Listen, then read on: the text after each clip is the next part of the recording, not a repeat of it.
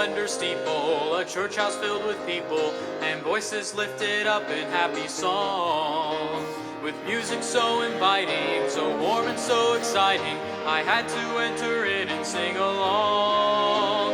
Then as I joined right with them in harmony and rhythm, my heart was lifted up to heaven above.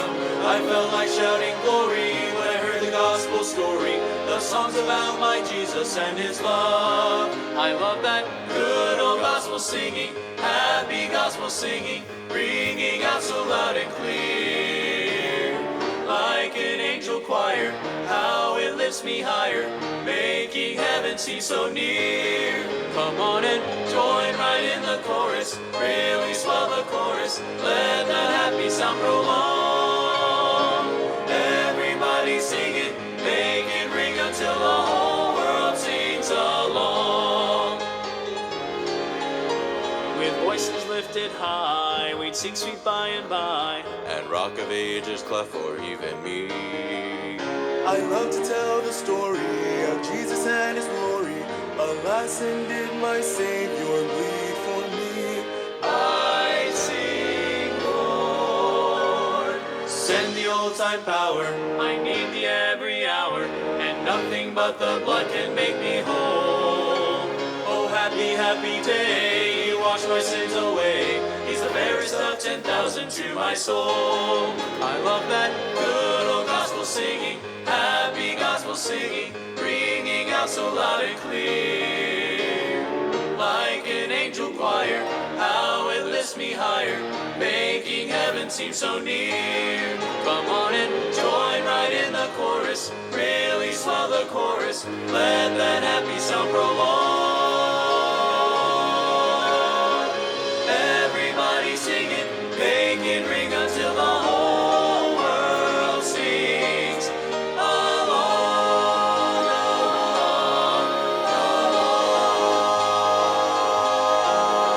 along. Well, good afternoon or good morning or whatever this is. It's mid-morning manna, whatever time you happen to be watching. Some folks tune in right at 10 o'clock every day, and that's always enjoyable to see them make their little comments on the thing. And then other people tune in later in the day or sometimes even the next day and watch a couple at the same time or something. I don't know how you do it, but whatever you do, I'm glad you're there. And I trust that God will bless you and speak to your heart today in this mid-morning manna. Now, this is Wednesday, and tonight, a very important message this evening at North Harrison Baptist Church. I think you're going to really enjoy it, and I hope you'll plan to tune in at that 7 o'clock hour for that evening message.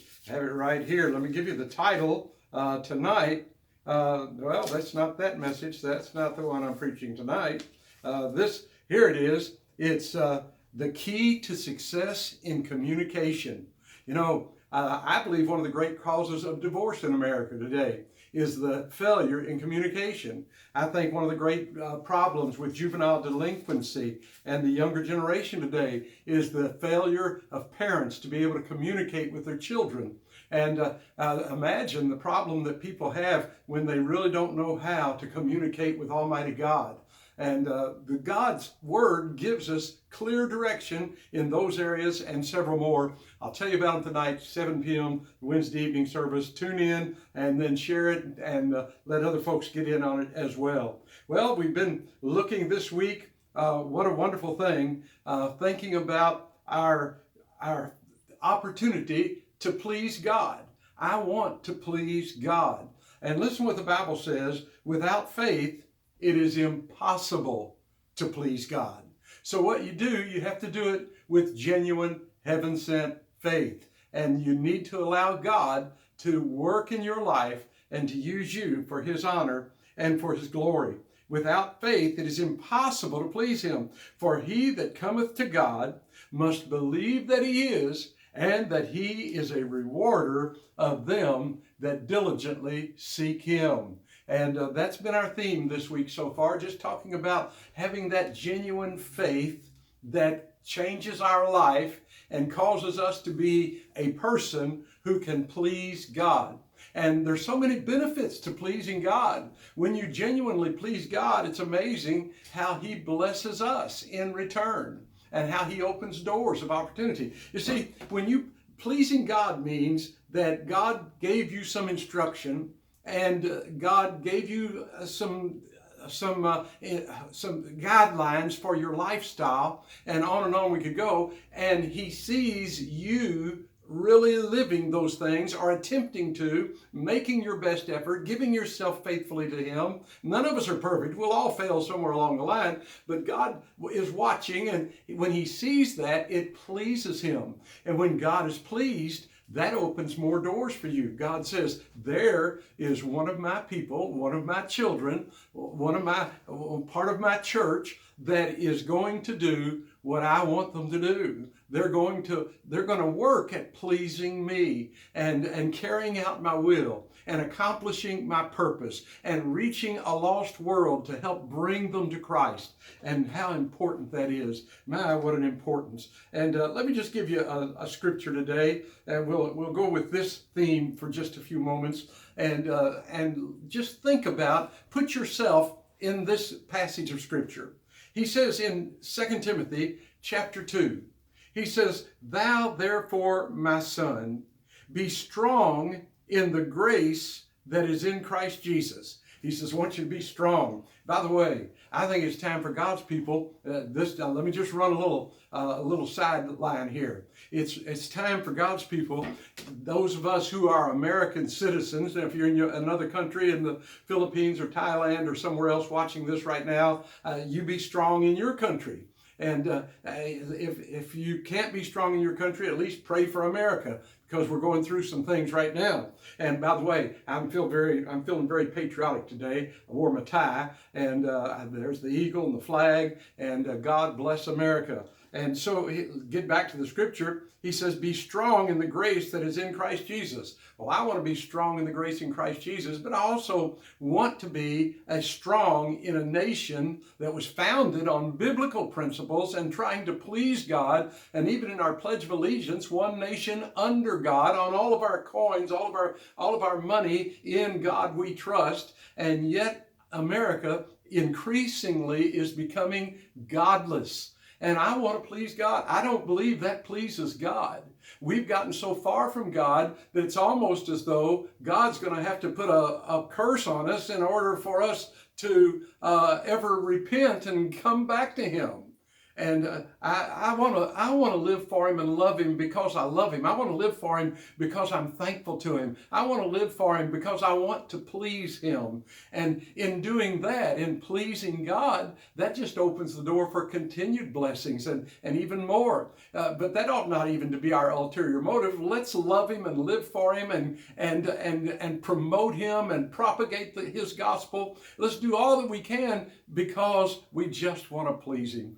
We believe in his program, and we're committed to it, and we want to stand strong in it. So let me read on a little further. He said, I'll go back and read the first verse again because I got carried away there. That rabbit jumped out, and I couldn't resist chasing it. He says, "Thou therefore, my son, be strong in the grace that is in Christ Jesus, and the things that thou hast heard of me among many witnesses, the same commit thou to faithful men who shall be able to teach others also." So he said, not only do I want you to be strong, you want to please God? Then be strong in your faith. Without faith, it's impossible to please him. So be strong in your faith and thank the Lord for that grace and say, by that grace, I want to please God. And he said, these things that you've heard from me among many witnesses, I want you to tell it to others. Tell it to other men and women and young people who will commit it to them, and they'll be able to teach others also. In other words, he wants us to reproduce. He wants us to reach some people and then train them and help them reproduce. And man, if we did that, can you imagine the revival we could have in America? Let's just say there's only, out of 330 million approximately people in America today, 330 million, let's just say only 100 million of them profess faith in Christ in one manner or another, in some denomination or another, about 100 million. What if those 100 million really fell in love with the Lord and with his word and with the idea to please him so much, And they got so disgusted with the filthiness of this generation. I'm talking about the filthiness of even people. Look, we got a great divide, and there are people on the, let's call it this, the Black Lives Matter side and the patriot side, and it's sort of going that way. And these guys, you say, boy, they're just so profane and ungodly. And I've watched enough of the internet to know that there's a bunch of people on this side who are profane and ungodly. They're patriots for America. They like their freedom. They like this. But man, are they wicked. And that might include someone that's watching right now, using the same profanity, the same attitude, the same lifestyle as many of the folks on the other side. God help us. God forgive us. If you're a blood-bought, born-again child of God, stand up for what you believe. And let your colors be known. Hey, thank God, I'm proud to be an American. I wave my flag, and I'm not ashamed of the gospel of Christ. I want to lift up the word of God. I want us to do something for His honor, for His glory. Well, again, you got to quit drawing me off. I'm chasing these rabbits again. But listen what he says. He says, thou therefore endure hardness as a good soldier of Jesus Christ. No man that warreth, and folks, we're in a warfare right now. It's a spiritual warfare. A spiritual warfare. No man that warreth entangleth himself with the affairs of this life. You're not going to get all entangled with the affairs of this life, that he may, listen to this, here's the key, goes right along with our theme this week, that he may please him who hath chosen him to be a soldier.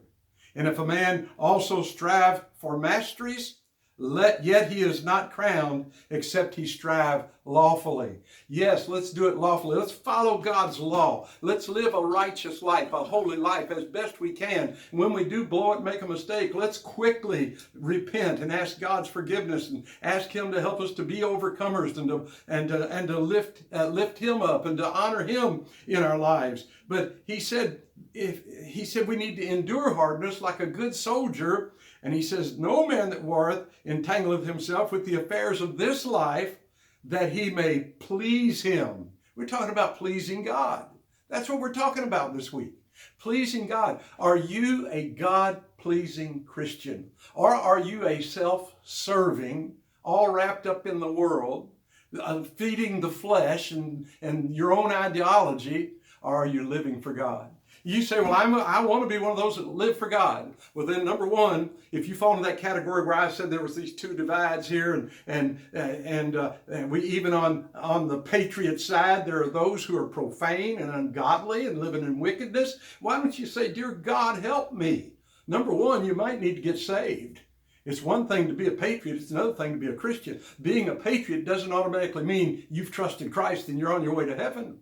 You need to get that settled in your life as well.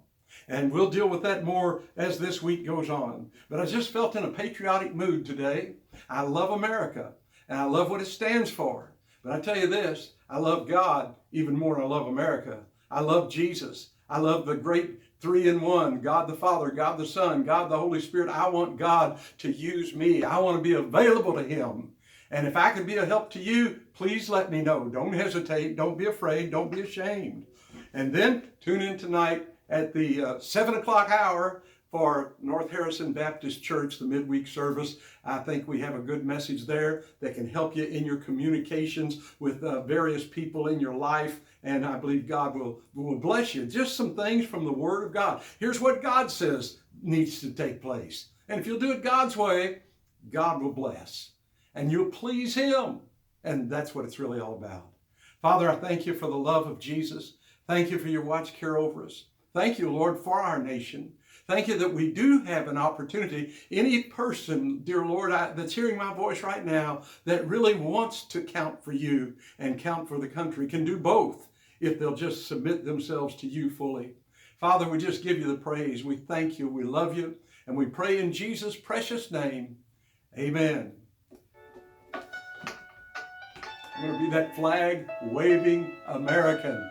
Let God work in your life. And lift up Jesus. Lift up the Word of God. I have been to other lands and places far and near. I've traveled the road that leads to Mandalay. I've been to Rome and Paris and foggy London town. I've thrilled to their legend and story. I've seen their glimmering glory, but no other land can top the USA.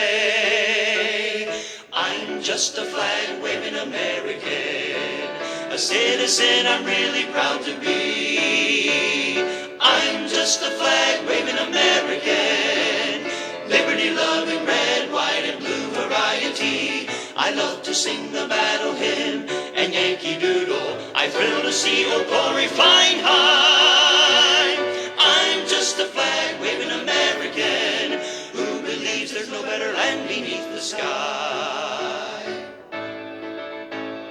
Many things I know could be made better, I agree, in counties and states and even on Capitol Hill. We deplore each fraud and scandal, injustice that remains. But show me a finer country, as good or happier country. Oh, show me a better country if you will. I'm just a flag-waving American, a citizen I'm really proud to be. I'm just a flag-waving American, liberty-loving, red, white, and blue variety. I love to sing the battle hymn and Yankee Doodle. I thrill to see Old Glory flying high. Oh, I'm just a flag-waving American who believes there's no better land beneath the sky. I'm just a flag-waving American, a citizen I'm really proud to be. Oh, I'm just a flag-waving American, liberty-loving, red, white, and blue variety. I love to sing the battle hymn and Yankee Doodle. I thrill to see Old Glory flying high. Oh, I'm just a flag-waving American who believes this land is the best beneath the sky. Who believes this land is the best beneath the sky. Who believes this land is the best